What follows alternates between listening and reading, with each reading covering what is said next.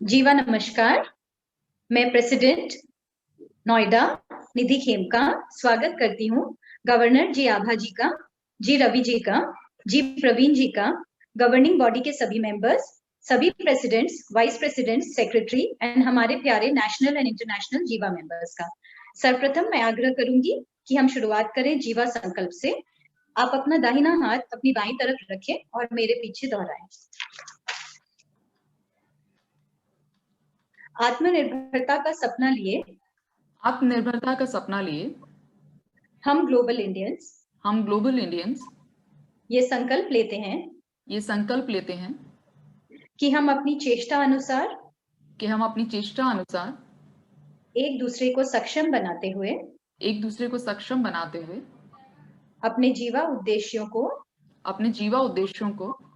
संपूर्ण करने के लिए हमेशा समर्पित रहेंगे। सभी सह सदस्यों का सम्मान करते हुए उन्हें प्रोत्साहित करेंगे एवं सबके सपनों को सार्थक करने का प्रयत्न करेंगे। जीवा परिवार एक अभेद्य शक्ति है और इसके प्रति हमारा समर्पण सदैव अतुलनीय रहेगा। मैं प्रण लेती हूँ कि अपनी क्षमता, कौशल एवं कर्मनिष्ठा का आवरण करते हुए जीवा के सभी कार्यों में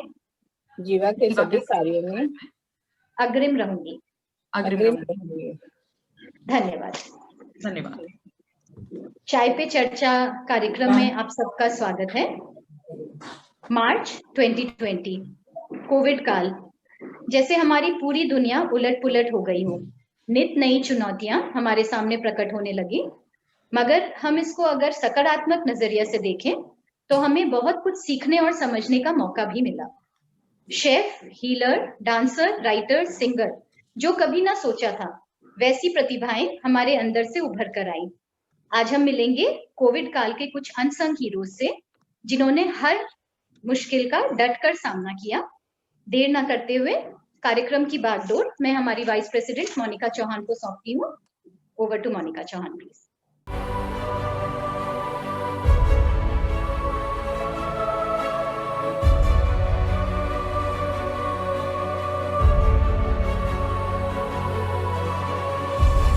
कोविड काल में हमने बहुत से वॉरियर्स के बारे में सुना और देखा। कोई किसी का इलाज करता दिखा तो कोई जरूरतमंदों की मदद करता वॉरियर दिखा।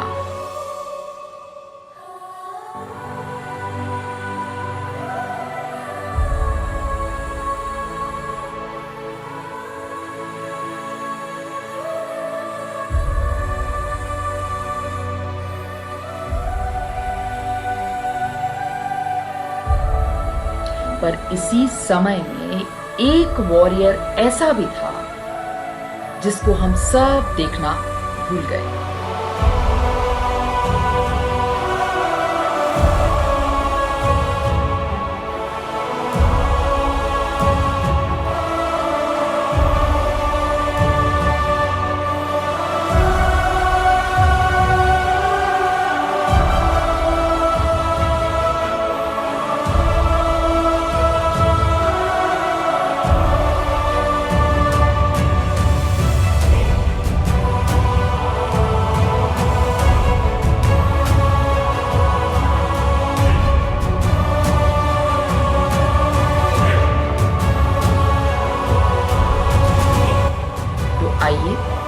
इन्हीं वॉरियर से मिलवाते हैं आप।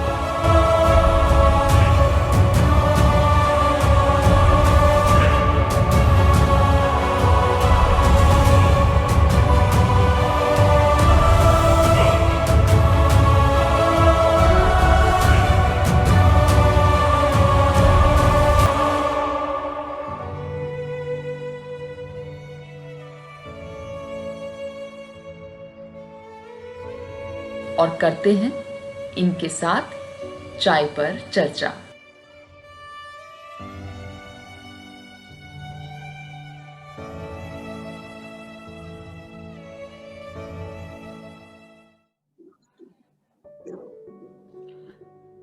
आप सबको बहुत बहुत नमस्कार।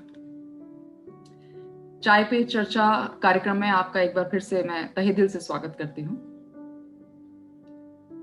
ए जिंदगी चल जाने देना, ए जिंदगी चल जाने देना, वक्त चला गया अफसाने दे, गम न कर आंसू न बहा, यादों को खामोश पानी में बहाने दे, ए जिंदगी चल जाने देना, परचम हौसलों का लहराने देना, ए जिंदगी चल जाने देना। इसी जज्बे और इन्हीं हौसलों के साथ डटी रही हमारी आज की मेहमान, जिन्होंने ठान लिया था कि कोविड काल में सभी चुनौतियों को मात देंगी और वो बनेंगी अपनी ही नजरों में एक मिसाल। तो मैं सबसे पहले आपके साथ सभी के साथ परिचय कराना चाहूंगी अंशु जी का। अंशु जी हमारे साथ हैं। अंशु जी के बारे में बताऊंगी कि वो गर्भवती हैं और कोविड काल में अकेले इस कठिन वक्त का कैसे डटकर सामना किया, जानेंगे इनके अनुभव इनके साथ। नमस्कार अंशु जी, आपका बहुत बहुत स्वागत है। Thank you so much. पानी गरम। आगे बढ़ते हुए हमारे साथ आज चर्चा पर रहेंगी नीतू जी। नीतू जी के बारे में बताऊंगी। नीतू जी एकल परिवार से यानी न्यूक्लियर फैमिली से ताल्लुक रखती हैं और इनका अपने ही बच्चों का एक स्कूल है और इन्होंने बहुत ही अलग अलग तरीके के अनुभव साझा करेंगी ये हमारे साथ, जो इनके साथ बीते और इन्होंने कैसे कठिन वक्त में अपने आप को संभाला और बाहर निकले। स्वागत करती हूँ नीतू जी आपका। नमस्कार। नमस्कार मोनिका जी। आगे बढ़ते हुए मैं स्वागत करना चाहूंगी पारुल जी का। पारुल जी के बारे में बस इतना ही कहूंगी कि एक परिवार का हिस्सा है, बड़ा परिवार है इनका, 4 पीढ़ियां इनके साथ एकजुट एक छत के नीचे रहती हैं और इन्होंने अपने आप को कैसे संभाला, अपने परिवार को कैसे संभाला इस कठिन वक्त में और कैसे उसमें से उभर कर आई। स्वागत है आपका पारुल जी, बहुत बहुत स्वागत है। आगे बढ़ते हुए हमारे साथ रहेंगी संगीता जी। संगीता जी एक थीटा हीलर हैं। आप सभी को बता दूं कि इन्होंने एक ऐसे वर्ग को छुआ इस कठिन वक्त में जो शायद सबके लिए नया है और सब जानते भी नहीं है उस वर्ग के लिए। तो आगे चर्चा बढ़ाते हुए हम जानेंगे इनसे इनके कैसे अनुभव रहे और किस प्रकार का वो वर्ग था जिन्होंने इनको छुआ और इन्होंने उस वर्ग को मदद करी कोविड काल में। तो मैं स्वागत करती हूँ तहे दिल से संगीता जी का। मैं तहे दिल से आप सभी का एक बार फिर से स्वागत करती हूँ और मैं बता दूं कि जैसा कि आप सभी जानते हैं कि कोविड काल में हम सभी के लिए चुनौतीपूर्ण वक्त रहा। सभी के लिए बदलाव आए, एक बदलाव नहीं बहुत तरीके के बदलाव हमारे जीवन में हमने देखे और लाजमी है कि हम इस मंच पर चाय पर चर्चा जो करने के लिए आए हैं, यहाँ पर हमारे साथ जितने भी लोग हमारे साथ शामिल हैं सभी अपने आप में कहीं ना कहीं जूझे होंगे उस वक्त से। तो मैं सबसे पहले सभी से एक प्रश्न करना चाहूंगी कि किस तरीके का बदलाव आपकी जिंदगी में आपने कोविड काल में देखा। अंशु जी, आपसे शुरुआत करते हुए आपका कैसा अनुभव रहा, क्या बदलाव था आपकी जीवन शैली में? मेरा बदलाव मुझे लगता है कि मैंने बहुत अनएक्सपेक्टेड था और मैं नॉर्मल जॉब पे जा रही थी एंड अचानक से मेरी लाइफ पूरी चेंज हो गई क्योंकि मैं बहुत ही लाइफ के सबसे सुंदर फेज से गुजर रही हूँ और उस समय मैं एंटर किया था जब कोविड-19 शुरू हुआ था, प्रेगनेंसी। तो उस समय जो मैं रेगुलर रूटीन था पूरा चेंज हो गया, सब कुछ चेंज हो गया। जैसा मेरी सोच थी, जो मैं कर रही थी, सारे पूरी दिनचर्या पे मेरे प्रभाव पड़ गया उस कोविड-19 की वजह से। मोनिका जी अनम्यूट करिए।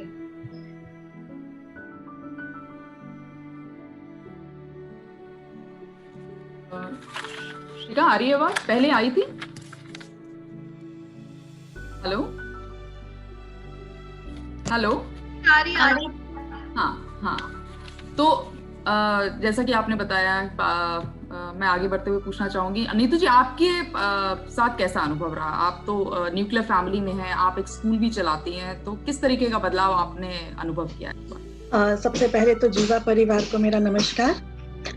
बिल्कुल मोनिका जी, कोविड ने जैसे सभी को ही इफेक्ट किया है, तो मेरा भी दिनचर्या और रूटीन पूरा चेंज हो गया था, क्योंकि पहले जैसे मेड्स भी नहीं आ रही थी, तो सुबह टाइम मैनेजमेंट करना घर के कामों के लिए, और बच्चे भी क्योंकि स्कूल नहीं जा रहे हैं तो वो घर पे थे, तो उनके लिए भी टाइम निकालना।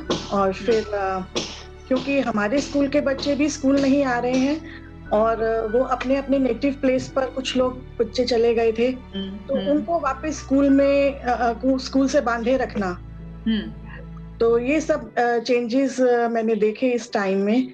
और टीचर्स को भी हमने अपग्रेड किया टेक्नोलॉजी से, जो नई टेक्नोलॉजी जूम की हमने यूज करी, तो इस तरह के बिल्कुल जी लाजमी है कि इस तरह के बदलाव सभी ने फेस किए। पारुल जी आप एक संयुक्त परिवार में रहती हैं, बहुत बड़ा परिवार है, तो आपके लिए ये बदलाव कैसा रहा?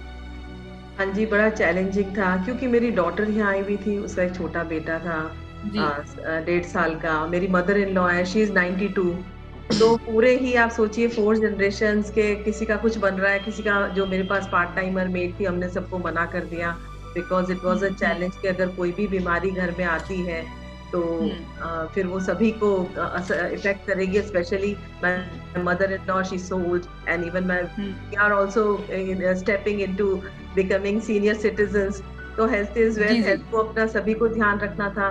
और little baby was always on the move, कभी इधर भाग रहा है, कभी उधर भाग रहा है, तो इसी तरह से it was very very challenging, और किचन थोड़ा सा ज्यादा चैलेंजिंग था मेरे लिए। सभी महिलाओं की शायद ये परेशानी थी। शुरू में तो बहुत मजा आया, लेकिन आगे जैसे पिकनिक का टाइम निकला, बड़ा इंटरेस्टिंग था, लेकिन बाद में तो we were just exhausted and tired कि भाई कब ये खत्म हो। नहीं, संगीता जी आपका क्या अनुभव रहा? आपने कैसे बदलाव महसूस किए इस दौरान, कोविड के दौरान? was very positive. मुझे ऐसा लगा कि ये एक फैमिली बॉन्डिंग का टाइम था, जो बहुत दूर थे बच्चे भी। मेरा छोटा वाला 8.5 साल से बाहर था, इन अब्रॉड, तो जस्ट बिफोर कोविड, मेरे ख्याल से 2-3 महीने पहले ही वापस आया, तो it was a time of family bonding, सब साथ थे, सब मिलके सब काम कर रहे थे, तो बहुत अच्छा था। प्लस मेरा जो ऑनलाइन क्लासेस काफी हुई, सेशंस बहुत हुए, I could feel a lot of people, बहुत सारी पॉजिटिविटी थी, और काफी लोगों की बहुत हीलिंग्स हुई, तो it was a very fulfilling time for me. नहीं, मेरे ख्याल से सभी के लिए एक बदलाव था, और हम सभी ने, क्योंकि सोचा नहीं था, वक्त किसी के लिए रुकता नहीं है, वक्त चलता रहता है, और जब अचानक से कोई ऐसी चीज आ जाए तो एक बदलाव जरूर महसूस होता है। और सबसे अच्छी बात है कि सबने इस चुनौती को बहुत एक अच्छी सी मुस्कुराहट के साथ एक्सेप्ट किया और आगे चले, अगर सही बात है। तो सभी के साथ मैं कहना चाहूंगी कि सभी के साथ क्या होता है, महिलाओं के साथ एक जद्दोजहद रहती है कि सभी के साथ, सभी की सेवा करते हुए कहीं ना कहीं ऐसा होता है कि हम में कहीं मैं खो जाता है। ध्यान दीजिएगा, हम में कहीं मैं खो जाता है। जब हम परिवार की सेवा करते हैं और आगे बढ़ते हैं सबका, तो हम लोग खो देते हैं कि हम क्या हैं। तो ऐसे वक्त में एक प्रश्न बार बार जहन में आता है कि आप लोगों के जिंदगी में आपने अपने लिए कैसे वक्त निकाला इस कठिन समय में? अंशु जी आप बताइए, आप कैसा रहा आपका तो चुनौतीपूर्ण बहुत ज्यादा था वो वक्त, मेरे ख्याल से प्रेगनेंसी का जो दौर निकला आपने अपने लिए निकाला टाइम, ऐसा हुआ? जी मोनिका जी, और बहुत ही अच्छा प्रश्न आपने पूछा, क्योंकि एक्चुअली आजकल न्यूक्लियर फैमिली में लोग ज्यादा रह रहे हैं, और मेरा टाइम ऐसा था कि जब मुझे लगा कि मेरे साथ मेरे पेरेंट्स हो, मेरे इन-लॉज हो, या कोई हो मेरे साथ, और जो मेरे पति थे वो भी ऑफिस जा रहे थे, क्योंकि हम सब प्राइवेट जॉब में हैं, तो कोविड-19 में कुछ समय के लिए, थोड़े समय के लिए लॉकडाउन हुआ, बट उसके बाद ऑफिस सबको जाना जरूरी था, और मैं अकेले घर पे थी, और घर पे रहने की वजह से मेरे पास अकेले टाइम था, और मोनिका जी इतना टाइम हो गया था कि कभी कभी ऐसे भी, मतलब शुरुआती दौर का मैं आपको बताना चाहूंगी कि शुरुआती दौर में ऐसे हो गया था कि मैं समझ में नहीं आ रहा था कि मैं करूं तो क्या करूं, क्योंकि मेरे जो हस्बैंड थे वो भी ऑफिस जा रहे थे, मैं पूरे दिन बैठी हुई थी और वर्क फ्रॉम होम चल रहा था। बट जब हम ऑफिस जाते हैं तो अलग होता है काम, क्योंकि मैं एडमिन डिपार्टमेंट में हूँ तो हमारा फील्ड पे काम ज्यादा होता है, तो मैं घर में बैठ के फील्ड का काम नहीं कर पा रही थी उतना। बट उस समय मैंने काफी पॉजिटिव सोच को रखा और मैंने पूरी कोशिश की कि मैं अलग अलग चीजों में मैं अपने को इन्वॉल्व कर सकूं।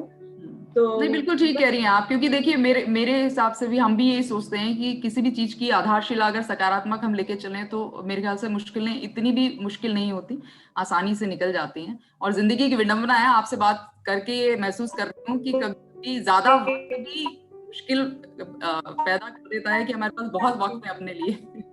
नीतू जी आपका कैसा, जी नीतू जी आपका कैसा अनुभव रहा, आपके पास वक्त निकाल पाई हैं आप अपने लिए?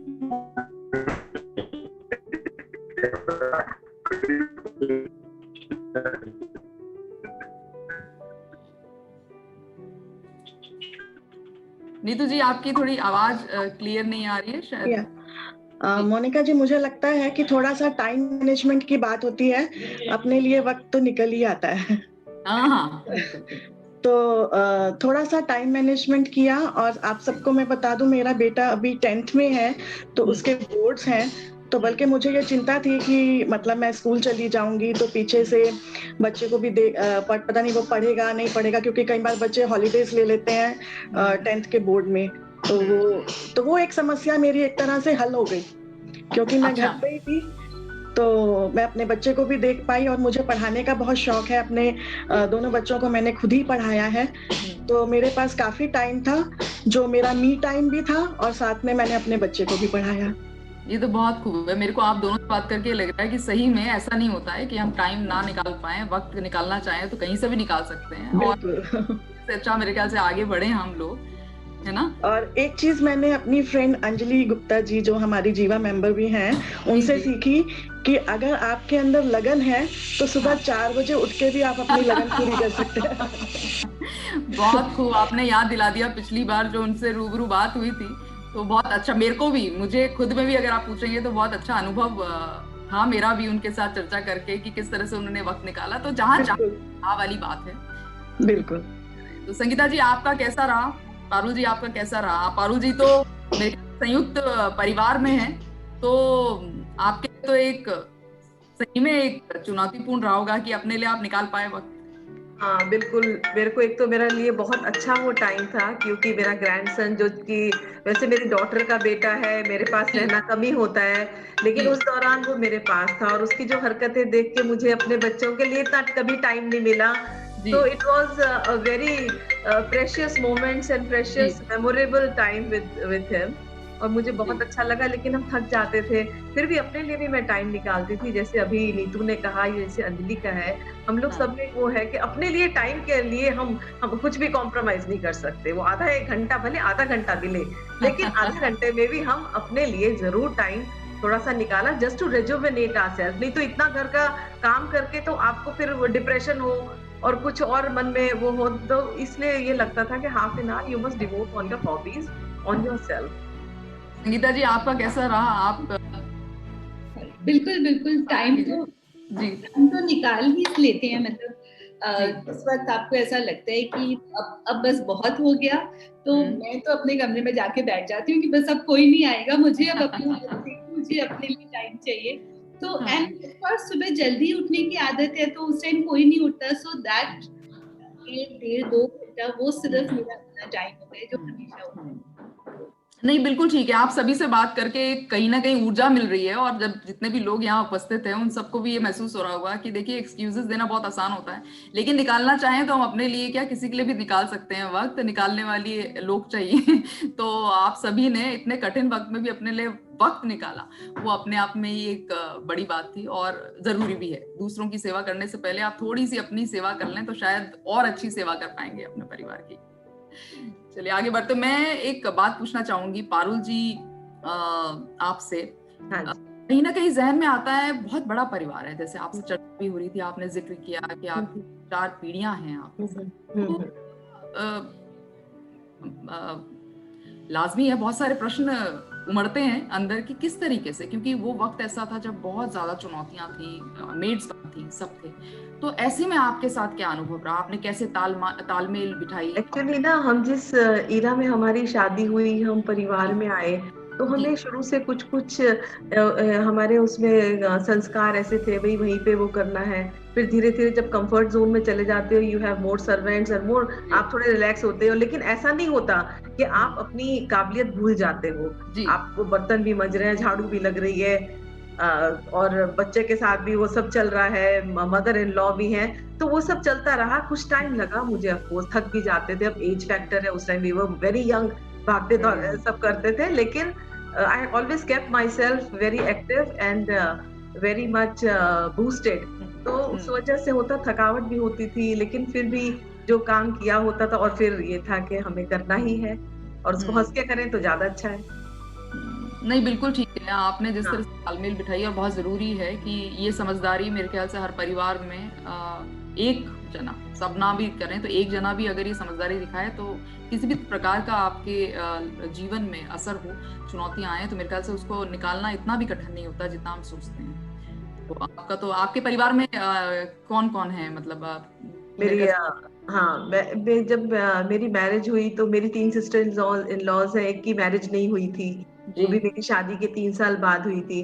और पहले होता था ना, गेस्टिंग बड़ी होती थी, आ रहे हैं बच्चे भी आ रहे हैं, और मेरे भी अपने 3 बच्चे थे, तो आना जाना, मतलब कभी भी ऐसा नहीं लगा कि हम अकेले हैं या न्यूक्लियर हैं। अब बड़े होते हैं, पेरेंट्स होते हैं, कभी बीमार हैं, so people are pouring in. तो वही चीज हमेशा मेरी लाइफ में रही है। अभी मेरी daughter Saturday Sunday they keep coming. तो कभी कैसे रहा कोविड में, ऑफकोर्स जो मेरे पास थी वो मेरे पास ही रह गई 2 महीने। अच्छा, we could not move out. हम लोग तो वो 4 जनरेशन हम इकट्ठे ही थे, कि मदर इन लॉ थी, तो हम लोग सब इकट्ठे ही थे। तो वो टाइम जरूर बिल्कुल ही हमने साथ में अपने निकाला। Neither she could move nor anyone else could come. तो वो टाइम में जरूर था कि आपने जिक्र भी किया था कि कहीं आपके आस पड़ोस में, हाँ, वो सबसे ज्यादा तो वो चैलेंजिंग था। हमारे फर्स्ट फ्लोर पे पूरी फैमिली को, मतलब हस्बैंड वाइफ, उनके 3 सर्वेंट्स, सबको कोरोना हो गया। वो एडमिट हुए, उनके हस्बैंड रादर ही एक्सपायर्ड। वो बड़ा एक सॉरोफुल रहा उनका साथ, और उनके सब लोग घर पे कन्फाइंड थे, क्वारंटीन थे। सो हमें ऐसा, लोग बाग ऐसे सोचते थे जैसे हमारे घर में भी हो गया हो। अच्छा, मतलब दरवाजा बंद, हमें कुछ ग्रोसरी से मंगाने, he will just keep on the road, और सड़क पे रख के चला जाता था, क्योंकि बाहर हमारे वो उसके स्लिप लगी हुई थी गवर्नमेंट की, केस बिल्डिंग के अंदर एक फैमिली को कोरोना हुआ है। तो ये हो गया। हमारा जो गार्ड था, उसको अगर मार्केट भेजते तो even he was like untouchable, कि तुम अंदर मत आओ, तुम बाहर हो, बाहर रहो। तो इस तरह से उस टाइम बड़ा थोड़ा चैलेंजिंग रहा 1 महीना। और वो हमारा स्वीपर भी नहीं आता था टू टेक द गार्बेज, तो वो भी एक इशू हो गया कि थिंग्स स्टार्टेड एक्यूमुलेटिंग कि किस तरह से किया जाए। वो धीरे धीरे सॉर्ट आउट हो गया, वो भी सब। नहीं, बिल्कुल ठीक है। ये तो बहुत बहुत बड़ी बात होती है, और मेरे ख्याल से हम अखबारों में और न्यूज़पेपर्स में भी सुनते आए कि इस तरह का भेदभाव जो हमारे समाज में हुआ है, ये बहुत ही बिल्कुल तो कहीं ना कहीं की हमने उनको बोला कि भाई वो फर्स्ट फ्लोर पे है, हमारे यहाँ कुछ नहीं है। लेकिन वो उनको लगता नहीं, जैसे पूरी की पूरी हमारी वायु दूषित हो गई है, हम सब कोरोना पीड़ित हो गए इस तरह से। We were treated for a long time, 4-5 हफ्ते टिल वो चेंज हुआ, हाथ जो उनका गवर्नमेंट का जो लगा हुआ था, तब तक things were not very favourable. नहीं, बहुत मुश्किल है। आपके स्वीपर ने भी मेरे ख्याल से वो भी नहीं आया। उन्होंने कहा RWA में आप फोन करिए तो स्पेशल वैन आएगी, बट वी केप्ट वेटिंग, वो भी नहीं आया। रादर एक दिन हमने किसी को फिर देके, पैसे वैसे देके, वो जो इतना ट्रैश इकट्ठा हो गया था वो फिर पाया। तो इस तरह से रहा। ग्रोसरी भी लेने फिर हम खुद ही गए, दूसरे उससे कॉन्फ़िगर हुए। ये वैसे बहुत दुख की बात है कि हमारे समाज में इस तरह की प्रवृत्ति चलती है कि बहुत चैलेंजिंग है, और जो लोग इससे जूझे हैं मेरे ख्याल से वो बहुत बड़ी बात है।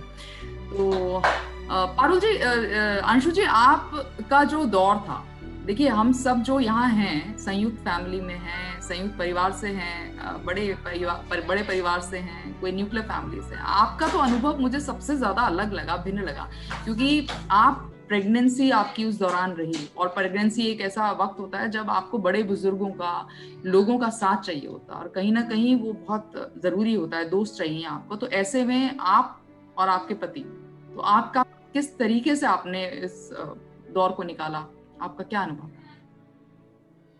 मोनिका जी, ये लाइफ का सबसे ब्यूटीफुल एक्सपीरियंस होता है किसी भी लेडी के लिए।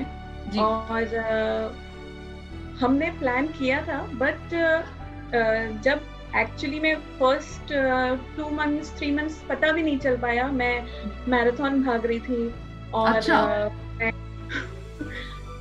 और मैं जुम्बा क्लासेस अपनी जा रही थी।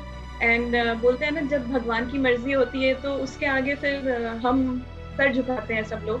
तो मैंने घर पे टेस्ट भी किया, बट टेस्ट में कुछ नहीं आया। तो मुझे लगा शायद कई बार लेडीज कुछ गायनी प्रॉब्लम्स होते हैं तो उससे गुजर रही होती हैं, तो मुझे लगा कोई गायनी इशू होगा तो मैं बाद में जाऊंगी, क्योंकि कोविड चल रहा है। और तीसरे मंथ में, जब 3rd month शुरू हुआ, तो मैं गायनेकोलॉजिस्ट के पास गई और मैंने बोला, मैम मतलब मैंने मिस किए हैं पीरियड्स और टेस्ट भी पॉजिटिव नहीं आ रहे हैं, 2-3 बार मैं कर चुकी हूँ। तो मैम ने बोला ठीक है, मैं आपको चेकअप कर लेती हूँ। और बस उन्होंने जैसे ही चेकअप के लिए मतलब मशीन लगाई, तो उन्होंने बोला नहीं, you are on your 3rd month। तो वीवर मतलब उन्होंने फिर ऑब्वियसली मेडिसिन और सब शुरू हो गया, और हस्बैंड को बताया, तो हस्बैंड वाज आल्सो मतलब happy as well as shock, worried also बिल्कुल। और मैं भी मतलब हमें समझ में नहीं आ रहा था हम कौन से इमोशंस दिखाएं। हम हैप्पी रहे कि हम वरीड रहे, कि हम मतलब थोड़ा शॉक में भी थे कि मैंने इतना सब कुछ कर लिया उस फर्स्ट 3 months में, मैराथन ये सब, बट भगवान की मर्जी थी। तो एंड उसके बाद थोड़ा सा लॉकडाउन हुआ, और लॉकडाउन के बीच में थोड़े टाइम के लिए हस्बैंड घर में थे, तो हम लोग थोड़ा काम मिलके करते थे। बट जैसे ही लॉकडाउन खत्म हुआ तो उन्हें ऑफिस जाना पड़ा। तो ऐसे दौरान में आपके लिए बहुत चुनौती वाली बात हो गई होगी कि अकेले अपने आप को संभालना, क्योंकि खाने का मन करता है, पीने का मन करता है। तो कैसे आप लोगों ने, आपके साथ ये वो चुनौती रही, तबीयत भी रहती है? तो अभी तक मैंने मोतीचूर के लड्डू नहीं खाए हैं। मुझे बहुत दिनों से मन है मोतीचूर के लड्डू खाने के लिए, बट मतलब अब तो 9 month हो गए हैं, मतलब मैं 36 वीक का आज ही स्कैन करा के आई हूँ, और मोतीचूर के लड्डू का मन था मेरा, बट अभी तक मैं खा ही नहीं पाई। मेरी बहुत सारी ऐसी चीजें थी जो मुझे खाने का मन था, और मुझे कुकिंग में उतना शौक नहीं रहा है शुरू से। मैं स्पोर्ट्स पर्सन रही हूँ, तो जैसे ही कोविड शुरू हुआ तो मेड्स बंद हो गई, और हम लगा भी नहीं सकते थे, क्योंकि मैं प्रेगनेंसी फेज पता चल गया था, कंफर्म हो गया था। तो मैं सुबह उठती थी, मतलब हस्बैंड ऑफिस 8 o'clock जाते हैं, तो मैं सुबह 5:30 बजे ही उठ जाती थी। और उस समय क्योंकि मुझे मना था कोई भी हैवी चीज उठाने के लिए, कोई भी हैवी काम करने के लिए। तो आपने उस दौरान मेरे ख्याल से उठाया भी, जहाँ तक आपने मेरे को जिक्र किया था कि ऐसा वक्त भी आया जब आपने कुछ हैवी उठाया और आपको तकलीफ। जी, मुझे पता नहीं था, मैं अकेली थी, तो मुझे उतना पता नहीं था कि किसको हैवी में काउंट करते हैं और किसको लाइट में काउंट करते हैं। और मैंने हैवी चीज उठा ली, और जब मैं मतलब उसके बाद मैं सुबह खाना वाना बना के और फिर मैं रेस्ट करती थी या अपनी चीजें करती थी। और जब मैं अगेन स्कैन के लिए गई तो लो प्लेजेंटा आ गया मेरा। अच्छा। एंड उस पे डॉक्टर ने मतलब ऐसे दिखा, मतलब ऐसे उनका वरीड चेहरा था कि मतलब Anshu, if it is low placenta then it could be a issue. तो थोड़ा सा हो जाता है उस वक्त। हाँ, उन्होंने कंप्लीट बेड रेस्ट दे दिया, एंड उसके बाद 3 months में कंप्लीट बेड रेस्ट की थी। बट एक चीज जो मैंने अपनी मदर से सीखी है कि हर सिचुएशन में आदमी को फाइटिंग करते रहना चाहिए। और जैसा कि मोनिका जी आपने बोला कि जिंदगी चलती रहती है, चलने का नाम ही जिंदगी है। तो मैंने अपने मन को बनाया, अपने आप को बनाया कि अंशु, आप इतने एक्टिव रहे हो प्रेगनेंसी फेज से पहले, और अगर अंशु इस फेज को फेस नहीं कर सकती तो मेरी माँ की जो सीख है वो कहीं ना कहीं फिर हार जाएगी। तो मैंने पूरी तरह से अपने को बहुत ज्यादा, ऑफिस के काम तो हल्के फुल्के चल रहे थे, बट उसके अलावा मैंने एक्स्ट्रा चीजों में बहुत ज्यादा अपने को इन्वॉल्व कर लिया, पेंटिंग, सिंगिंग, और मैं अकेले ही होती थी घर पे, तो अपना गाना खुद ही गा के अपने को ही सुना लेती थी, पेंटिंग कर ली। फिर मैं पिंकाथॉन की एम्बेसडर थी, तो मैंने ऑनलाइन एक मतलब लेडीज को इंस्पायर करने के लिए एक चैट शो शुरू कर लिया। फिर मैंने मेरा एक पिंकाथॉन डे होता है साल में एक बार, उसकी तैयारियां शुरू कर ली। तो ऐसे करते करते अपनी मदर की सीख को लेते हुए, उनसे कांटेक्ट, फोन पे कंटिन्यूअसली कांटेक्ट में रहते हुए, पॉजिटिव एनर्जी के साथ, अपनी विल पावर के साथ मैं आगे बढ़ती गई।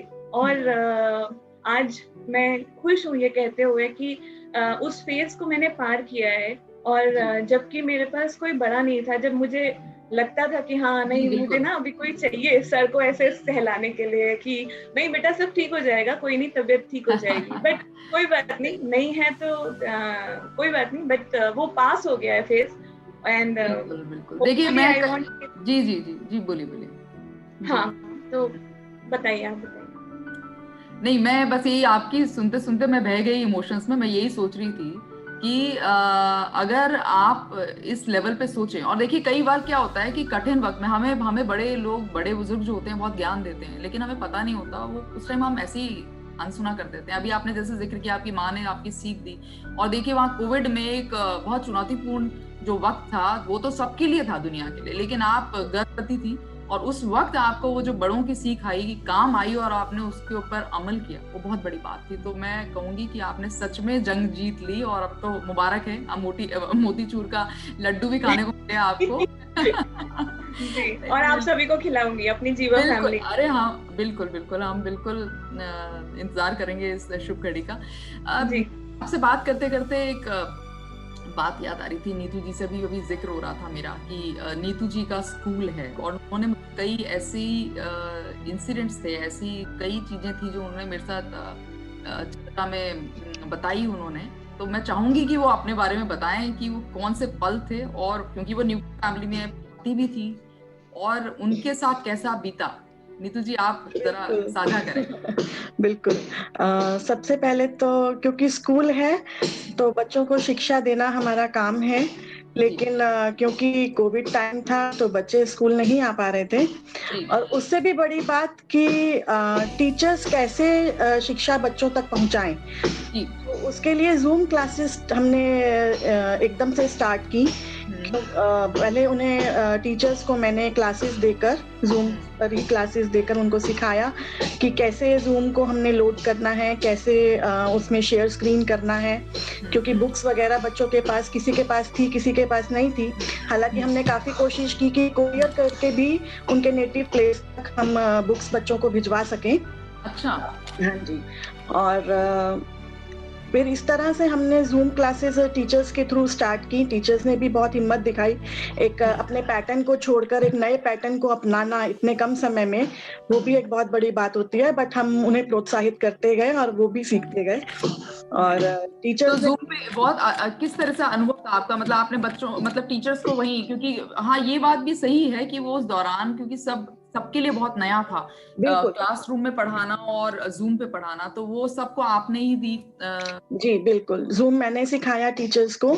और क्योंकि मैं कहती रहती थी टीचर्स को, बल्कि हर वेकेशंस पर, कि कुछ ना कुछ कंप्यूटर में जरूर सीखिए, तो कभी ना कभी ये चीजें काम आएंगी। क्योंकि आज के जमाने में हमारा आने वाला टाइम जो है वो इन्हीं सब टेक्नोलॉजी का ही है, तो ये सब सीखना टीचर्स के लिए बहुत जरूरी है। बट ये एक प्लस पॉइंट रहा कि इस टाइम में टीचर्स ने इतने कम समय में अपने आप को अपडेट कर लिया। और आप जिक्र भी, आप जिक्र भी कर रहे थे कि आपने बीच में बताया था कि एक वर्क था। आप सभी को बताना चाहूंगी, अभी नीतू जी से बात करते करते याद आ गया, वो जिक्र भी आप करेंगे तो बहुत अच्छा लगेगा कि एक ऐसा वर्क था जो हम लोगों के दिमाग में रहता है, लेकिन हम कभी डिस्कस नहीं करते हैं, चर्चा नहीं करते उसके बारे में। तो नीतू जी, मैं सबको बताना चाहूंगी, उन्होंने ऐसे वर्ग को मदद की उस वक्त जो हम सोच नहीं सकते। नीतू जी, आप बताइए। रेड लाइट्स पे आपने देखा होगा कि कुछ बच्चे आपको भीख मांगते दिखाई दे जाते हैं, लेकिन क्योंकि कोविड टाइम है तो वहां पे से सबको हटा दिया गया था। अब वो बिल्कुल बेचारे भूखे नंगे बच्चे क्या करें, कुछ आता नहीं है उनको। तो सेवा भारती की मदद से उन बच्चों को हमने इकट्ठा किया, और उन बच्चों को हमने कुछ नई नई चीजें बनानी सिखाई। जैसे मैं आपको दिखाऊंगी कि ये एक इस तरह का करवा चौथ का थाली उन बच्चों ने अपने हाथ से बनाया है। अच्छा अच्छा। ने बच्चों को कुछ कुछ बनाना सिखाया। इसमें लोटा, छन्नी, इस तरह की चीजें हैं जो बच्चों ने खुद ही डेकोरेट की हैं। हमने उन्हें सामान प्रोवाइड कराया सेवा भारती की मदद से और उन्हें सिखाया, और बच्चों ने बहुत सारा सामान इस तरह का बनाया है दिवाली के लिए। और मैंने उन्हें मदद की इस तरह से कि इन सबको लोगों तक पहुंचाने का काम, ताकि उन्हें इसका पैसा रिटर्न मिले और वो अपनी जीविका चला सके। तो आज वो खुद इंडिपेंडेंट हो गए हैं इस तरह के काम करके। गणेश चतुर्थी पे हमने उन्हें, जैसे गणेश जी बनाए थे उन्होंने मिट्टी के, तो वो भी हमने सबको डिस्ट्रीब्यूट किए। अच्छा, तो मैं बात करते करते मेरे ख्याल से जितने भी लोग हमें सुन रहे हैं वो कहीं ना कहीं टच होंगे। चीज बहुत ही इमोशनल चीज है, भावुक चीज है, क्योंकि हम लोग इस वर्ग को सोचते भी नहीं है, लेकिन कहीं ना कहीं दिमाग में रहता है कि उन बच्चों का क्या, जो भिखारी गाड़ी पे जाते हैं, जो भीख मांगते हैं, उनका क्या हुआ होगा उस कोविड काल में, क्या किस तरीके से उन्होंने अपनी जीवनी चलाई होगी। और देखिए कहीं ना कहीं आप कहते हैं कि काल रुक जाता है। जब कोविड हुआ तो हमारा काल चक्र रुक गया बहुत लोगों के लिए, ऐसा कहा गया, लेकिन कहीं ना कहीं आप सब बात करके लग रहा है कि काल चक्र रुका नहीं। अंदरूनी बहुत सारी चीजें ऐसे हैं जो वरदान लेके यहाँ पे कोविड लेकर आया, उन बच्चों के लिए वरदान है। आप जैसे लोगों ने जिस तरह से उन लोगों को मदद की और उन लोगों को बाहर निखार के लेकर आया, बहुत ही मैं नमन करती हूँ आपको इन सब चीजों के लिए, सच में बहुत। Thank you. किस तरह के, मतलब कितने बच्चे लगभग रहे होंगे? लगभग 500 बच्चे थे वो। अच्छा। और हाँ जी, तो आज वो अपने मतलब इस तरह से किसी ने मेहंदी लगाना सीखा, किसी ने इस तरह की चीजें बनाना सीखा, और तो किसी ने वॉल हैंगिंग्स बनाना सीखा। अपनी अपनी रुचि के अनुसार सबने अपना अलग अलग काम सीखा। और जिसको पढ़ने का शौक था उसको हमने अपने स्कूल में कम पैसों में एडमिशन भी दिया कुछ बच्चों को। और इस तरह से जी आज नीतू जी, जब ये आपने किया तो ये तो कोविड काल में था, जब बिल्कुल लॉकडाउन था, आप लोगों ने इस तरह से मदद करी उन लोगों को, आगे बढ़कर उनको सहारा बने आप। लेकिन जब जैसे जैसे वक्त गुजरता गया तो ऐसा हुआ कि वक्त के साथ वो फिर से भीख मांगना शुरू कर दिए? नहीं, वो इस तरह से हमने उन्हें वहां पर उस टाइम पर शिक्षा दी, उनके मतलब ब्रेन वॉश टाइप से आप कह लीजिए। हमने इस तरह से किया कि ये एक इस तरह का काम है जो आपको नहीं करना चाहिए। और जब एक इंसान इंडिपेंडेंट हो जाता है ना, जब उसको कुछ आ जाता है, जब वो सीख जाता है, तो वो खुद से उसके अंदर एक आत्मविश्वास आ जाता है कि हाँ मैं ये काम कर सकता हूँ। तो आज वो सब अपने अपने लिए कुछ ना कुछ कहीं ना कहीं काम कर रहे हैं। बहुत बढ़िया, बहुत बढ़िया। देखिए यही बात है कि ये ऐसे ऐसे अनुभव सुन के लगता है कि कहीं ना कहीं ये कुछ लोगों के लिए कोविड शाप नहीं, वरदान साबित हुआ। बिल्कुल बिल्कुल, बहुत खूब। और आपसे बात करते करते संगीता जी के साथ भी कुछ ऐसे ही अनुभव रहा। थीटा हीलर हैं और संगीता जी से भी जिक्र हुआ। संगीता जी, आप ही के मुंह से मैं सुनना चाहूंगी क्या अनुभव रहा, किस तरह से, किस वर्ग को जो लोग अभी जानते भी नहीं है, वही मैं बात कहना चाहूंगी कि अभी नीतू जी से जो बात हो रही थी, एक ऐसा वर्ग जो हम सोचते तो हैं लेकिन चर्चा नहीं करते उसके बारे में। तो मैं चाहूंगी कि आप इस मंच पर चर्चा करें। आप बताइए किस तरह से कोविड में वो पल रहे आपके। जी बिल्कुल, ये बहुत एक टबू सा सब्जेक्ट है, लोग जल्दी से खुल के सामने नहीं आते। ये वर्ग है उन एडिक्ट्स का जो किसी नशे के एडिक्ट हो जाते हैं, चाहे वो स्मोक हो, चाहे ड्रिंकिंग हो, चाहे ड्रग्स हो, चाहे पान गुटखा हो, लोग कोई ना कोई चीज के एडिक्ट हो जाते हैं। तो ऐसे में जब लॉकडाउन हुआ और उनको वो चीजें अवेलेबल नहीं हुई, कुछ टाइम का स्टॉप होगा, उसके बाद जब वो चीजें उनको मिलनी बंद हो गई तो बहुत रेस्टलेस हो गए ये लोग, बहुत ज्यादा रेस्टलेस हो गए। घर का एटमॉस्फेयर बहुत तनावपूर्ण हो गया। ऐसे में उनको समझ में आया कि उनको एक हेल्प की जरूरत है और काफी लोग संपर्क में आए मेरे। दे वांटेड सेशंस, उनको कुछ ना कुछ करके एक पीस चाहिए थी, एक मन की शांति चाहिए थी। तो सेशंस किए, उन कारणों तक गए, समझा कि वो क्या वजह थी जिसकी वजह से उनको ये एडिक्शंस हुई, जिसकी वजह से वो इस तरफ चले गए। कुछ काफी बच्चे थे, कुछ बच्चे ऐसे थे, कुछ लोग थे जिनको इसलिए एडिक्शंस थी कि बहुत सालों से घर में देखते आ रहे थे बड़ों को, उनकी देखा देखी उन्होंने भी करना शुरू कर दिया। कुछ ऐसे थे जिनको घर का एटमॉस्फेयर तनावपूर्ण था, कम्युनिकेशन गैप था पेरेंट्स के साथ में, कुछ चीजें पिंच होती थी। एक बच्चा ऐसा भी आया जिससे मैंने पूछा कि भाई क्या हुआ, क्यों गए तुम इसकी तरफ? तो कहते हैं करने को कुछ है ही नहीं, लाइफ में एक्साइटमेंट चाहिए थी, करूं क्या, बोर हो जाता हूँ। मतलब क्या बताइए आजकल आप देखेंगे तो युवा पीढ़ी में एक्साइटमेंट का मतलब बाहर निकलना, पार्टी करना होता है। घर में मेरे ख्याल से एक्साइटमेंट भूल चुके हैं लोग। तो ऐसे में उसको सिर्फ एक थॉट प्रोसेस चेंज करने की बात थी, एक ट्रैक चेंज करने की बात थी, समझने की जरूरत थी कि भाई ऐसा क्या है जिस चीज में रुचि है।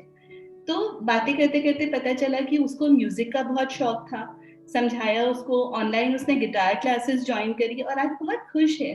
तो आफ्टर द लॉकडाउन अब सब चीजें अवेलेबल हैं, बहुत सारी, मोस्टली, मैं नहीं कहती कि सारे, but mostly they are not back to their addictions.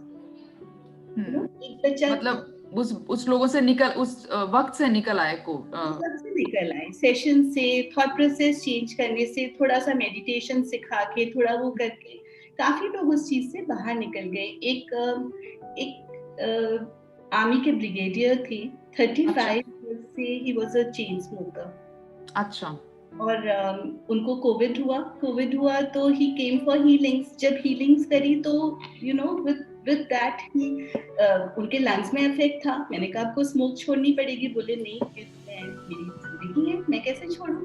But उस एक सेशन में उन्होंने, मतलब बिल्कुल उनका थॉट प्रोसेस इतना चेंज हो गया कि हाँ, मतलब इस चीज के लिए थोड़ी ना मैं जी रहा हूँ, it was not more than my life. Life is more important, family is more important. आप दूर हो, आप देश की सेवा कर रहे हो, आप सब कुछ कर रहे हो, but then what are you doing? So he also came out of it and it's been now 6 months, not even one smoke. बहुत ही बढ़िया है। मतलब देखिए, ये चीज हम लोगों को इतनी नई जानने को मिल रही है कि और ये बहुत आम चीज है, घर घर की कहानी है कि किसी न किसी चीज की एडिक्शन होती है, लेकिन वो नकारात्मक होती है, सकारात्मक नहीं होती। एडिक्शन हर तरह की होती है, अच्छी भी होती है, बुरी भी होती है। और जैसा आप बता रहे हैं कि ऐसे लोग, क्योंकि ड्रिंक्स मिलनी बंद हो गई थी, स्मोक मिलनी बंद हो गई थी, दुकानें बंद हो गई थी, लोगों को ड्रग्स की आदत थी, तो कहाँ से अवेलेबल होगा? तो ऐसे में कितने लोग जूझे होंगे और आपने कितने लोगों की उंगली पकड़कर उसको बाहर निकाला है संगीता जी। बहुत ही बढ़िया, बहुत ही खूबसूरत चीजें। तो आप ये हीलिंग किस प्रकार से, ये सेशंस रहते हैं आपके, किस तरह से करते हैं आप ये सेशंस रहते हैं? This is called theta healing. बहुत अच्छा जी, है, लेकिन बहुत सिंपल है, बहुत simple connection with the creator है। कनेक्ट करते हैं, अपने क्लाइंट के साथ कनेक्ट करते हैं, एक्चुअली रूट कॉज तक जाते हैं कि जो भी प्रॉब्लम आ रही है उसकी जड़ कहाँ है, उसकी कॉज कहाँ पर है, क्या। And it's just basically changing of thought process, जो कि इजीली हो जाता है। सिर्फ ये कि हाँ, सामने वाले को इस चीज का ये होना चाहिए कि मुझे ठीक होना है। अगर वो ठीक होने की उसके मन में वो है तो 100% मतलब हर चीज ठीक हो जाती है। जहाँ चाहा वहाँ रहा, बिल्कुल। मैं अंशु जी का जो अभी सुन रही थी मैं, अंशु जी का भी देखिए बिल्कुल ही एक अलग ही वर्ग हम इस चीज को कहेंगे कि प्रेगनेंसी में भी जहाँ चाहा वहाँ रहा। और रोने के लिए तो देखिए सब कुछ अवेलेबल हमारे पास होता है, सब कुछ है, बड़े बुजुर्ग हैं, कोविड नहीं है, लेकिन फिर भी हमारे पास बहुत बहाने रहते हैं कि हमारी तबीयत खराब है। लेकिन ऐसे में कैसे जूझना, जब आप गर्भवती हैं, आपके मॉरली कहीं ना कहीं आपके पास जिम्मेदारी है, तो उस पर निकलना। और जैसे से आपने बताया संगीता जी, आप जिस वर्ग को आपने मदद करी, नीतू जी ने जिस तरह से करी, या जिस तरह से पारुल जी ने उस वक्त को निकाला, वो बहुत ही बढ़िया, बहुत ही अच्छा, उम्दा अनुभव रहा आप लोगों का। संगीता जी, और किस तरह से, और कोई भी केसेस आए आपके पास इसी प्रकार के? एक और बच्चा था जो कि रिहैब से वापस आया था। जी जी। और पेरेंट्स बड़े खुश थे सोच के कि अब ये ठीक हो गया है, अब इसको प्रॉब्लम नहीं है, अब ये इस चीज से बाहर आ गया है। जब लॉकडाउन हुआ तो कुछ दिनों में उनको रियलाइज हुआ कि बहुत रेस्टलेस, बहुत राउडी होता जा रहा है, बहुत ज्यादा एग्रेशन आ रहा है इसके अंदर। तो रिलैप्स कर गया था। अगर ये लॉकडाउन नहीं होता तो उनको पता ही नहीं चलता, बिकॉज ऐसे बच्चे ना बहुत क्लेवर हो जाती हैं, चीजें आपको पता ही नहीं चलती कि वो क्या कर रहे हैं, और जब तक पता चल जाती है it is always too late. Neetu ji, आपके साथ भी ऐसे ही रहा जब ये भिखारी बच्चे, जब ये भीख मांगने वाले बच्चों का दौर रहा, तो उस तरह से किस तरह से चैलेंजेस आए? उनके माँ बाप को समझाना पड़ा कैसे? नीतू जी आप अनम्यूट करना पड़ेगा आपको। मेरे सुनना बहुत जरूरी है आपके बहुत विचार। बल्कि उनके माँ बाप को भी समझाना पड़ा, थोड़ा बच्चों को भी ट्रेन करना पड़ा, उनका भी ब्रेन वॉश करना पड़ा। और पर बच्चों ने बहुत लगन से सीखा उस चीज को। और आज कोई क्या कहते हैं गिफ्ट की शॉप पर है, काम कर रहा है। और एक बच्चे ने मेहंदी लगाना सीखा था मुझसे, तो 1-2 दिन मैंने सिखाया उसको मेहंदी लगाना, मुझे शौक है। और मतलब अब वो करवा चौथ पे उसको काफी सारे मतलब फोन कॉल्स आए कि आप मेरी मेहंदी लगा देना। तो अपना अपना मतलब छोटा छोटा काम सीखकर वो अब अपनी अपनी जीविका चला रहे हैं। और कुछ जो थोड़े बड़े बच्चे थे, जो थोड़े मतलब ग्रोन अप थे, उनको हमने सिलाई मशीन वगैरह भी चलाना सिखाया, जो हमारे पास 1-2 अवेलेबल थी। और हमने बाकी कुछ अरेंज करने के लिए भी कोशिश कर रहे हैं बाकी सबके लिए। कुछ जो हमारे पास 2-4 अवेलेबल थी उन पे हमने उनको सिलाई मशीन चलाकर कुछ कपड़े वपड़े सिलना सिखाया है। तो हमने किसी कंपनी से भी बात की है कि अगर आपको इस तरह के वर्कर्स चाहिए तो हमारे यहाँ से अवेलेबल हैं, हम उनको सिखा रहे हैं, तो आप उन्हें अपनी कंपनी में नौकरी दे दीजिए। बहुत बढ़िया, बहुत बढ़िया। मैं देखिए ये आप लोग से बात करके इतनी ऊर्जा मिल रही है मुझे खुद बैठे बैठे भी, और मेरे ख्याल से जितने भी लोग हमसे सुन रहे हैं वो कहीं ना कहीं तो ये सोच रहे होंगे ये जो हम जिस चीजों को हम छेड़ रहे हैं यहाँ पे कोविड में, क्या होता है कि देखिए शिक्षा जो है ना, शिक्षा खाली 4 दीवारी में टीचर नहीं है कि अध्यापक ने पढ़ाया और वो शिक्षा वो नहीं है। शिक्षा देखिए आप नीतू जी से बात करेंगे तो वो शिक्षा है जब आप कोविड जैसे वक्त में भी उन लोगों को शिक्षा दे रहे हैं। शिक्षा वो है जो अब आप संयुक्त परिवार में रह रहे हैं और वहां उन चीजों को, वो शिक्षा आपको मिली भी है और वो आप कैसे उस चीज को कर रहे हैं। ऐसे ही संगीता जी जिस तरह से आप लेकर आई हैं कि उस वर्ग को, तो वो शिक्षा है कि आप कहीं ना कहीं तो धरातल पर अगर बात करें तो शिक्षा कण कण में है, पहचानने वाली बात है और आगे बढ़ के लोगों का हाथ थामने वाली बात है। बहुत ही खूब, बहुत ही खूब। आप सभी से मैं अनुरोध करूंगी कि आप जो भी हम लोगों से हम सुन रहे हैं, जितने भी लोग यहाँ पे अवेलेबल हैं, जितने भी लोग हमें सुन पा रहे हैं, आप कुछ पूछना चाहें तो बिल्कुल पूछ सकते हैं और चर्चा कर सकते हैं, अपने अनुभव भी साझा कर सकते हैं बिल्कुल। तो आप बिल्कुल पूछ सकते हैं। तो मैं आपको यही कहना चाहूंगी कि देखिए वक्त का चक्र जो होता है वो हमेशा चलायमान होता है, तो वो वक्त कभी किसी के लिए रुकता नहीं। रुकना किसे पड़ता है, बदलना किसे पड़ता है, बदलना हमें पड़ता है।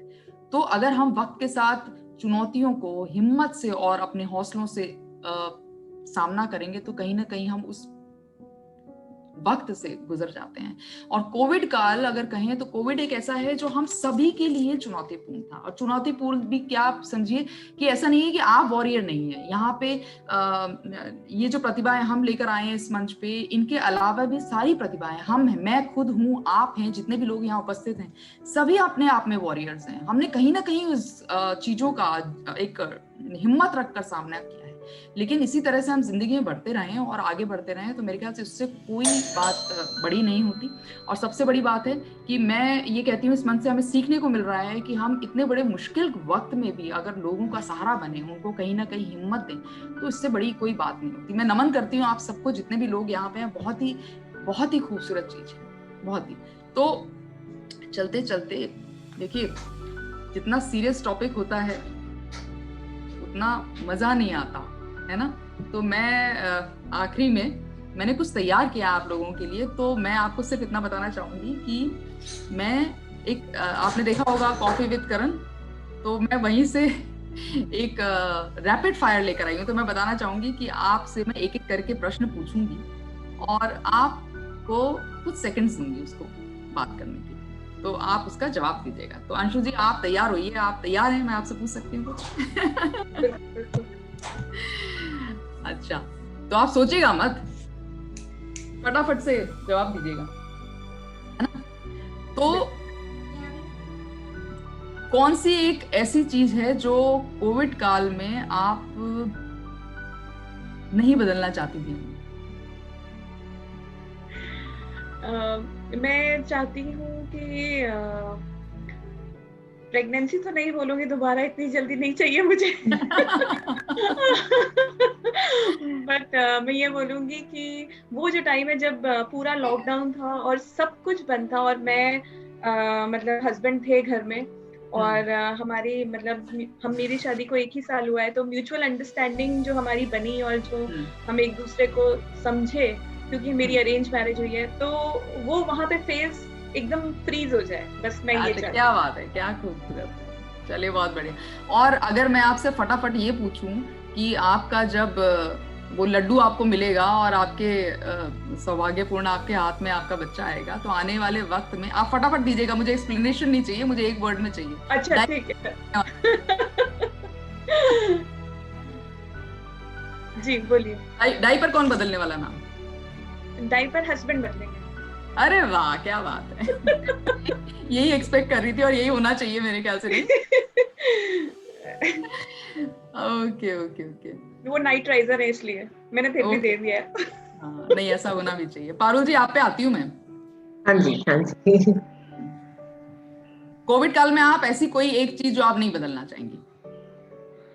मेरे को अच्छा लग रहा है घर में रह के परिवार के साथ। नेचर इतनी ब्यूटीफुल लगती है ना। हमारे पास में एक पेड़ है, उसमें जब चिड़िया चहचहाती है सुबह में, तो ऐसा लगता है बस प्रकृति हमारी प्रकृति की गोद में है। तो that is the best time कि मुझे बहुत अच्छा लगता है। जो मॉर्निंग होती है ना आजकल, जो उसमें कोविड टाइम में, मुझे बहुत अच्छी लगती है। हाँ, तो मतलब आपको शांतिपूर्ण, आप चाहती हैं कि ऐसे वक्त बना रहे, थम जाए ऐसा वक्त। हाँ बिल्कुल बिल्कुल। हाँ, और पूरी फैमिली साथ में हो। हाँ। और कोविड काल में मैं दूसरा प्रश्न में आती हूँ। कोविड से ज्यादा किसको डांटा आपने? ऑब्वियसली एक हस्बैंड ही था, ऑफिस के ऊपर हमारा जोर कहाँ चलता है। अच्छा। हाँ बिल्कुल। अच्छा, मैं कोविड काल से निकल के एक प्रश्न करना चाहूंगी, लेकिन आप एकदम से मुझे जवाब दीजिएगा। हाँ जी। कि अगर आपकी शादी आपके हस्बैंड से नहीं होती तो किस एक्टर से आप शादी करती? एक्टर से? ओह, तो दैट अरे मैडम, इतना नहीं। हाँ, जल्दी बताइए। ओह, शम्मी कपूर। क्या बात है। Shammi Kapoor, because he was a lively actor. Okay. बहुत बढ़िया मैम। चलिए संगीता जी, आप पे आती हूँ मैं। संगीता जी, सुन पा रही हैं आप मुझे? जी। कोविड काल में एक ऐसी चीज जो आप अपने पास रखना चाहेंगी, याद में, विचार में? छत की वो वॉक्स और वो तारों का दिखना जो अब नहीं नजर आते पोल्यूशन के साथ में। हाँ। ये बहुत खूबसूरत बात कही आपने कि ये अब नहीं नजर आते। और मेरे ख्याल से देखिए यहाँ पे हो रहा है, लेकिन मेरे दिमाग में क्योंकि बोलने की आदत है, मैं बीच में बोलूंगी। ये आपने बहुत सुंदर बात कही कि कहीं ना कहीं वो चिड़िया भी दिखने लग गई थी, क्योंकि पोल्यूशन इतना कम आ गया था, जो चिड़िया हमारी खो गई थी। चिड़िया भी जो बहुत पहले हम बचपन में देखा करते थे, क्या बोलते हैं, स्पैरो। हाँ, छोटी वाली चिड़िया भी हमें दिखने लग गई थी। और मेरे ख्याल से हमारी बिल्डिंग से, हमारे घरों से, छतों से कितनी दूर का हमारा नजारा मिल गया था। तो कहीं आप ये कहेंगे तो ये चीज बहुत खूबसूरत है कि बहुत सारी चीजें ऐसी हैं जो हमको सिखा गई कोविड का। तो संगीता जी, मैं फिर आती हूँ। देखिए बीच बीच में मैं अपना कहीं ना कहीं चेंज कर देती हूँ। अच्छा, तो आप ये बताइए मुझे फटाफट कि कितनी बार पोछा आपके पति ने लगाया होगा? एक बार भी नहीं। नौबती नहीं आई। चलिए, और लूडो किसने खेला? बहुत, हम चारों ने, मैंने, मेरे हस्बैंड ने, दोनों बच्चों ने। हम अभी भी रोज रात को लूडो खेलते हैं, वो एक हमारा रूटीन बन गया है। बहुत बढ़िया। और चीटिंग किसने करी?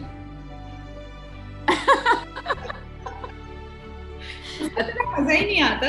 अच्छा, आप बहुत खूबसूरत हैं, खूबसूरत यहाँ सभी हैं, मैं भी बहुत खूबसूरत हूँ।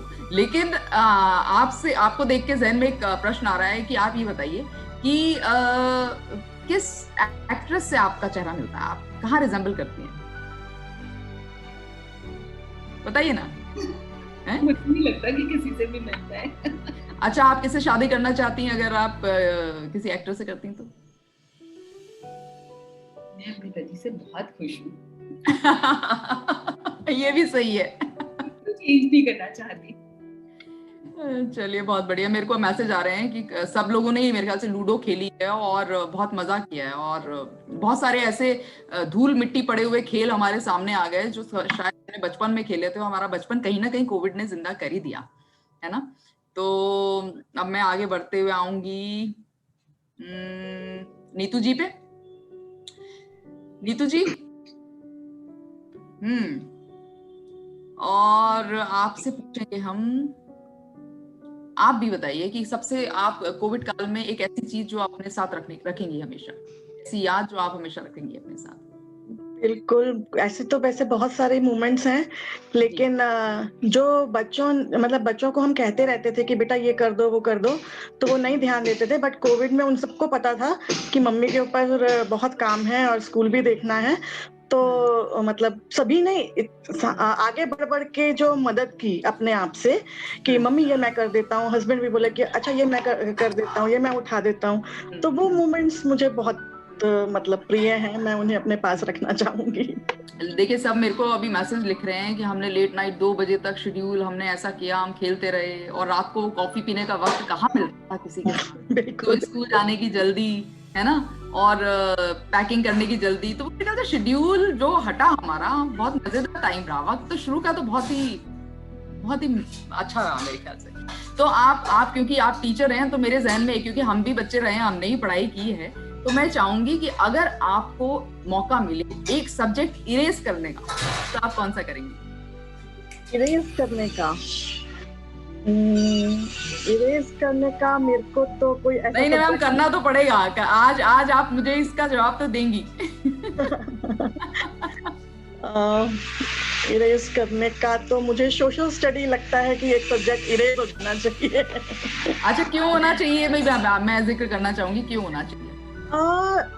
वैसे तो जो हमारा बीता हुआ समय है वो भी हमें बहुत कुछ सिखाता है, लेकिन मुझे ऐसा लगता है कि जो बीत गया वो शायद उस जमाने के हिसाब से, शायद जो चीजें हुई वो शायद उस जमाने के हिसाब से ठीक थी, लेकिन आज का जो दौर है, जो इन्वेंशंस इतनी हो चुकी हैं और टेक्नोलॉजी इतना बढ़ चुकी है, तो शायद उन चीजों को हमें चेंज कर देना चाहिए।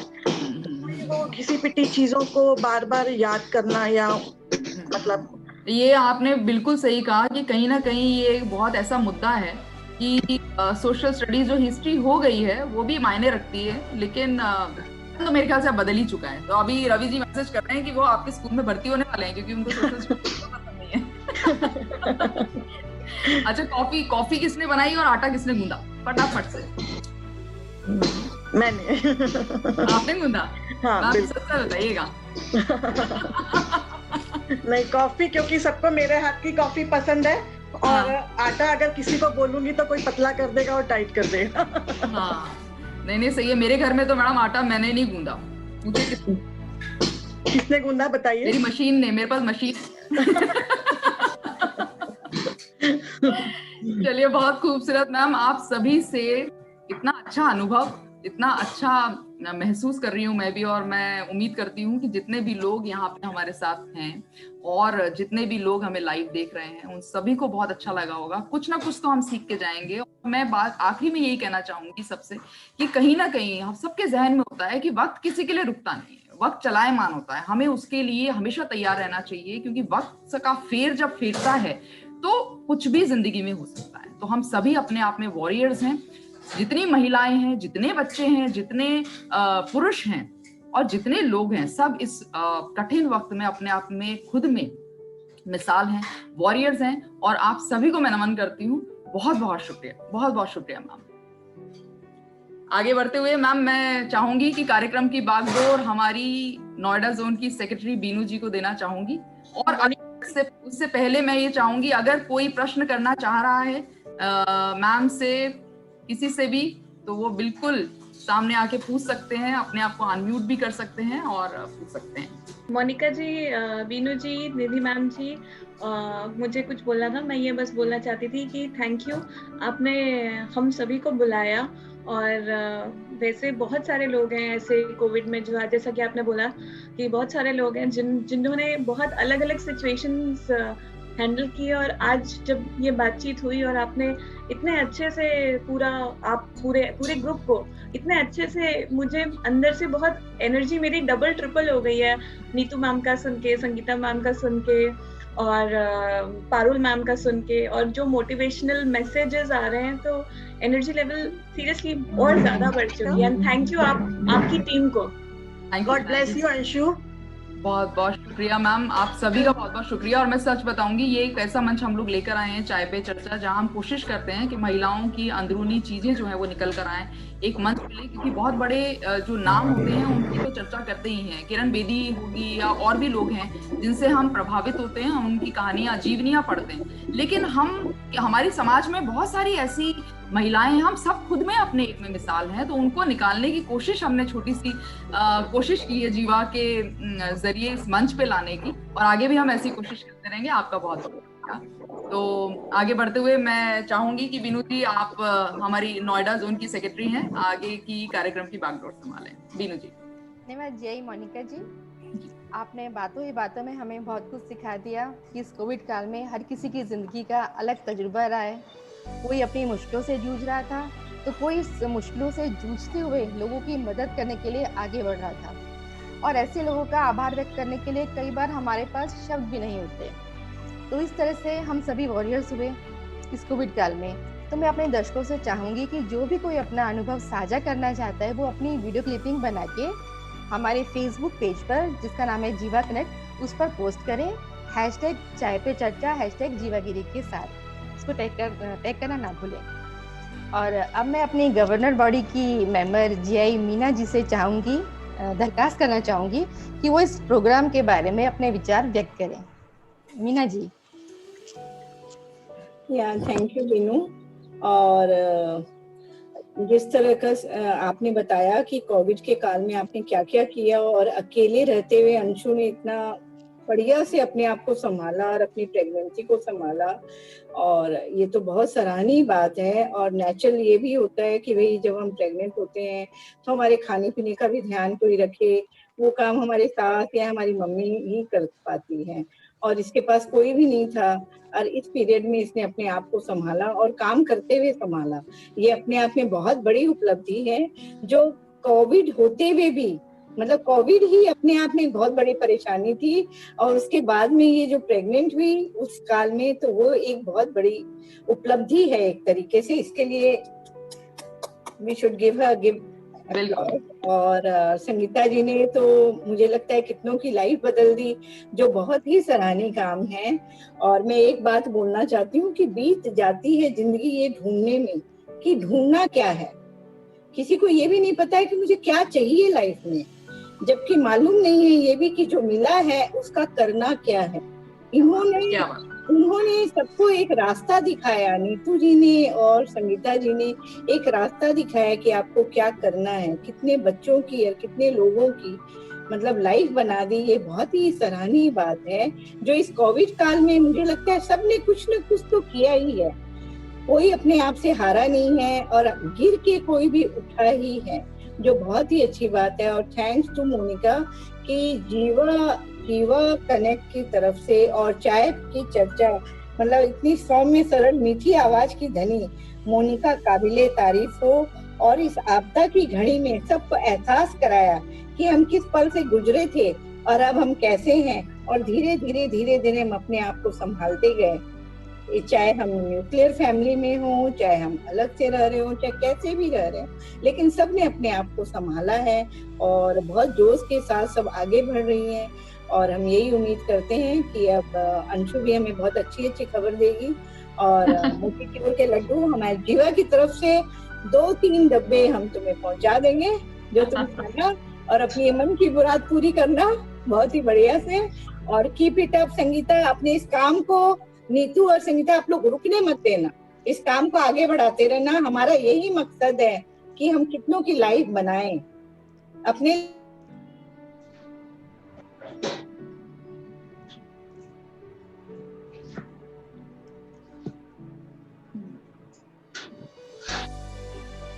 चलिए, तो अब मैं हमारे चेयरपर्सन रवि शौरी जी से चाहूंगी कि वो भी अपने विचार व्यक्त करके हमारा हौसला अफजाई करें। पहली बात तो थैंक यू सो मच इस टाइम पे मेरे को बोलने का मौका देने के लिए, क्योंकि शो देख के मैं जिस तरीके से जो सिचुएशन सामने आई है, सो एक चीज तो समझ में आ गया कि घर रहने वाली हर एक लेडी अपने आप में एक वॉरियर थी, है और रहेगी। And congratulations to Noida team कि आपने इतने अच्छे तरीके से वॉरियर की जो डेफिनेशन एक विमेन के लिए जो सामने प्रेजेंट करी, So hats off to you, and special thanks to Anshu ji, Sangeeta ji, and Parul ji and Neetu जी कि आपने अपने जो एक्सपीरियंस को जो शेयर किया और जो इतना अच्छा काम अपनी लाइफ में किया है. So you are truly a warrior. So thank you so very much. अब मैं अपने दर्शकों का धन्यवाद करना चाहूंगी जिन्होंने अपना कीमती समय हमें दिया और प्रोग्राम के अंत तक हमसे जुड़े रहे. आप लोगों के इसी सहयोग की वजह से हम नए नए प्रोग्राम लेकर आपसे मिलते रहेंगे और जुड़ते रहेंगे. अब मैं सभी आप लोगों से आज्ञा चाहूंगी. नमस्कार.